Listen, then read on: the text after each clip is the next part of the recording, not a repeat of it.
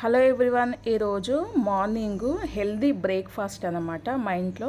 ఇది మామిడికాయ సీజన్ అయితే వచ్చేసింది కదా, ఇంకా విలేజ్ నుంచి మామిడికాయ అయితే వచ్చింది. ఇంకా మామిడికాయని ఫ్రెష్గా కడిగేసుకొని ఇంకో ఇలా పైన తొక్కు అనేది తీసేసుకోవాలి. తొక్కు తీసేసుకొని ఇంకా మంచిగా తురిమేసుకోవాలి. ఈరోజు మామిడికాయ పులిహోర ఇగో ఇలా మంచిగా తురిమేసుకున్నాక, ఒక మామిడికాయ సరిపోతుంది పులిహోరకి మార్నింగ్ టైం కాబట్టి ఒకటే తీసేసుకున్నాను నేను, పెద్ద సైజుది. మీ ఇంట్లో మనుషులను బట్టి మీరు 2 అలా తీసుకోండి. మేము 4 మెంబర్సే కాబట్టి తీసేసుకున్నాను. ఇంకా వేడి అన్నం అయితే ఇగో వండేసి పక్కన పెట్టేసుకున్నాను. పొగలు అయితే వెళ్తున్నాయి చూడండి.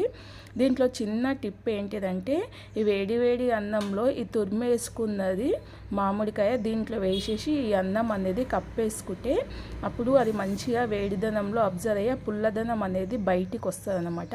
చాలామంది పోపులో వేస్తారు, అలా వేస్తే బాగుండదు, టేస్ట్ అనేది అంత రాదు. ఇలా అన్నంలో కలుపుకొని ఒక కొద్దిసేపు ఇలా పెట్టేసుకోవాలి. ఇప్పుడు పోపు కోసము చూసేద్దాం. ఒక పొయ్యి మీద కడాయి పెట్టేసుకొని ఇంకా 2 స్పూన్స్ అయితే ఆయిల్ వేసుకున్నాను. జీలకర్ర ఆవాలు కూడా వేసేసుకున్నాను. శనగపప్పు ఉంటే శనగపప్పు వేసేసుకోండి మీరు. నేనైతే శనగపప్పు వేయట్లేదు. జీలకర్ర ఆవాలు వేసేసుకొని 4 నుంచి 5 పచ్చిమిర్చి కూడా కట్ చేసుకున్నాను. గుప్పెడంతా పల్లీలు కూడా యాడ్ చేసుకున్నాను. చాలా పల్లీలు ఇలా వేసుకుంటే పిల్లలు చాలా ఇష్టంగా తింటారు కదా. ఇక గుప్పెడంతా పల్లీలు వేసుకొని 5 పచ్చిమిర్చి అయితే పొడుగుగా కట్ చేసుకున్నాను. ఇంకా కొద్దిగంతా కరివేపాకు వేసేసుకొని ఇక మంచిగా ఇలా కలిపేసుకోవాలి. పచ్చిమిర్చి అనేది మంచిగా వేగనివ్వండి. అన్నంలో తింటే చాలా టేస్ట్ ఉంటుంది. కొందరైతే పచ్చిమిర్చి వేగనివ్వకుండానే పోపు అనేది వేసేస్తారు. అలా కాకుండా అది మంచిగా ఉడికింది అనుకోండి, మెత్తగా ఉడికితే హ్యాపీగా తినొచ్చు. ఇంకా దీంట్లో సరిపడంత పసుపు అయితే వేసుకున్నాను. పులిహోరలో పసుపు కొంచెమే ఎక్కువ వేసుకుంటేనే బాగుంటుంది.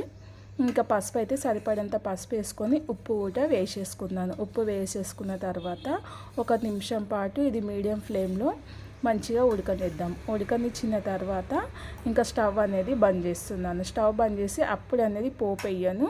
ఒక 2 నుంచి 3 నిమిషాలు కొద్దిగా చల్లారనివ్వాలి. చల్లారనిచ్చిన తర్వాత పోపు అనేది వేసుకోవాలి. ఇంకా లాస్ట్ ఫినిషింగ్లో నేను కొంచెము దీంట్లో కొత్తిమీర కూడా వేసుకున్నాను. కొత్తిమీర ఫ్లేవరు చాలా బాగుంటుంది మార్నింగ్ టైంలో కాబట్టి. హెల్దీ బ్రేక్ఫాస్ట్ అన్నమాట.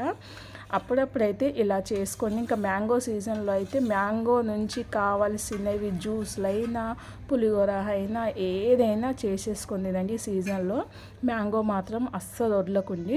ఇంకా ఇదైతే ఇలా వేడి అయిపోయింది కాబట్టి ఇక మొత్తం ఒకసారి మ్యాంగో రైస్ అనేది కలిపేసుకున్నాను. కలిపేసుకున్న తర్వాత ఈ పోపు దీంట్లో వేసుకొని ఇది మొత్తము కలుపుకోవాలి.